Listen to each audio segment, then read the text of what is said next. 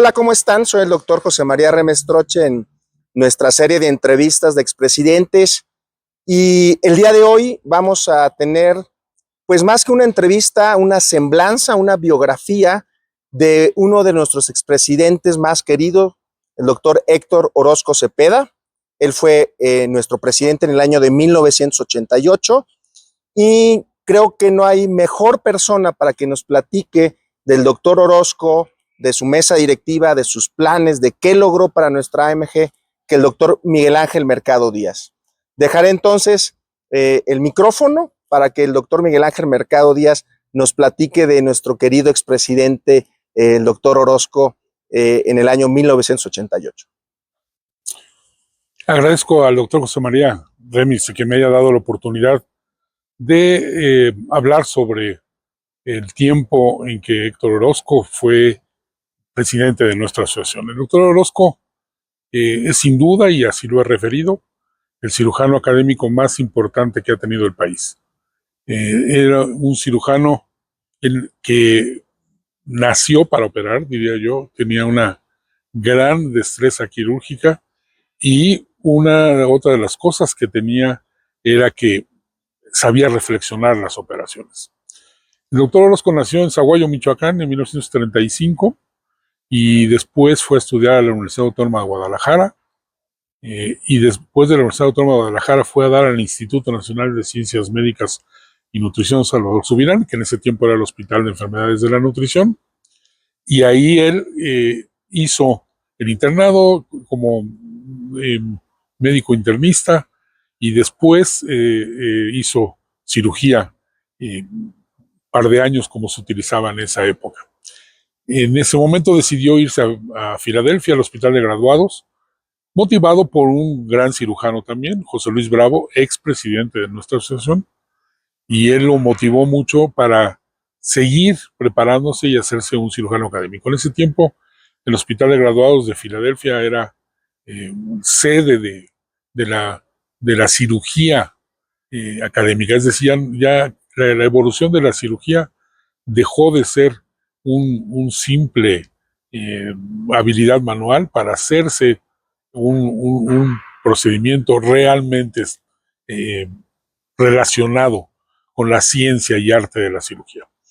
En el Hospital de Graduados de Filadelfia, luego pasó a Bethlehem, una ciudad pequeña cerca de Filadelfia, y ahí terminó su entrenamiento y en 1968 regresó a la Ciudad de México, en 68-69, para incorporarse primero a la Cruz Roja y después al Hospital de Nutrición.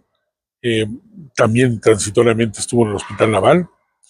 Y él, la cercanía con los otros cirujanos de nutrición, el doctor Rafael Muñoz Kappelman, que también fue presidente de la asociación, el doctor Manuel Campuzano, el doctor Carlos de la Rosa, lo hicieron involucrarse en las mesas directivas de la Asociación Mexicana de Gastroenterología. El doctor Wolpert, expresidente también, le dio mucha oportunidad de desarrollarse académicamente en la Asociación Mexicana de Gastroenterología y por fin en 1988 él se hizo presidente. Su Semana Nacional, en esa época no había los ecos internacionales, y su Semana Nacional la hizo en la ciudad de Puebla. Yo no pude asistir porque me encontraba ya en el posgrado en Alemania, pero epistolarmente sabía que fue exitosísima su Semana Nacional. Tuvo como vicepresidente al doctor Esquivel Rodríguez, Francisco Esquivel Rodríguez, y esto hizo una cuestión compleja. Me acuerdo cuando las asambleas querían o se solicitaba que los presidentes fueran ciudadanos del Distrito Federal en esa época. Y el doctor Orozco puso y escogió a una personalidad única como es Francisco Esquivel Rodríguez, y rápidamente fue aceptado por la Asamblea que por primera vez un presidente no estuviera en la Ciudad de México. No era la circunstancia de hoy, que tenemos una facilidad de comunicación de segundos. En ese tiempo no había más que teléfonos convencionales y la transmisión de imágenes no existía. Entonces Aún así, el doctor Esquivel Rodríguez fue electo como vicepresidente y el doctor Orozco hizo ahí una semana muy exitosa. Él era un apasionado de la cirugía de hipertensión portal y de la cirugía hepática, y para esa época ya estaba aceptado el trasplante hepático como una medida terapéutica, todavía no ampliamente difundida, pero ya había muchos centros en el mundo que los hacían, y él no fue la excepción. Hizo el primer trasplante hepático en nuestro país en 1985, en compañía del doctor Héctor Santiago Dilis Pérez, y él, entonces, en la semana quirúrgica estuvo muy enfocada a las enfermedades hepáticas y a la gran conjunción que existe entre la hepatología y la cirugía hepatopancreatobiliar. Entonces, en ese tiempo vino gentes muy prominentes que hablar de cirugía de hipertensión portal y también de los trasplantes hepáticos.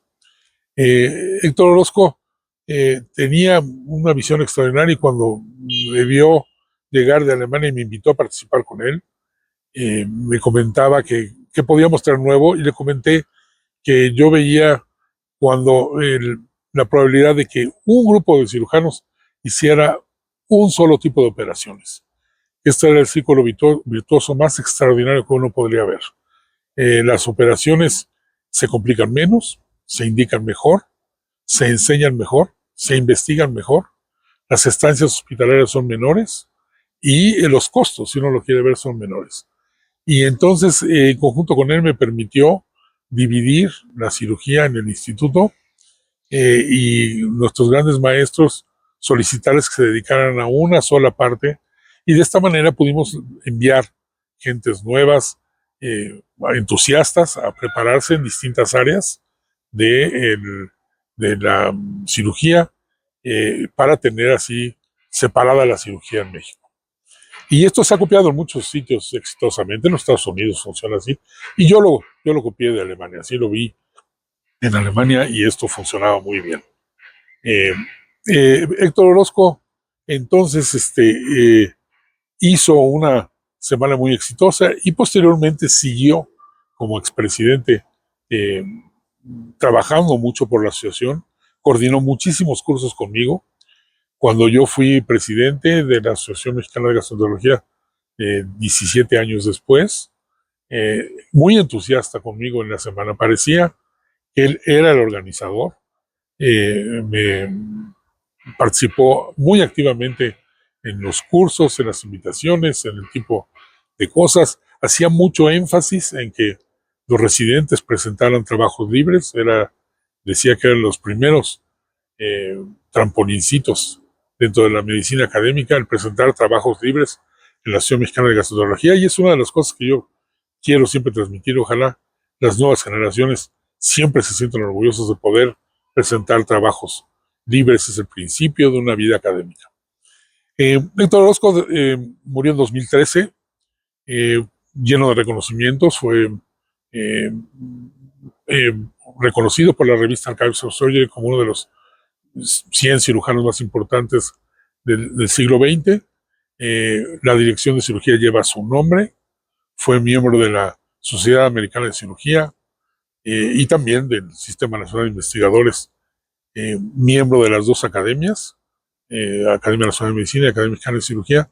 Y yo creo que tuvo una vida plena, una gran familia, con Silvia Orozco, su esposa, y tuvieron un gran desempeño. Siempre, hasta el último momento, fue un gran miembro de la Asociación Mexicana de Gastroenterología, y ya en su retiro de la Ciudad de México, que fue en 2007, siguió con el curso de gastroenterología de Zaguayo, que yo tuve a bien seguir organizando, y hasta su muerte en 2013, que fue muy súbita. No tuvo un padecimiento que lo hiciera sufrir, afortunadamente, y murió como quería, platicando y contando historias de su vida.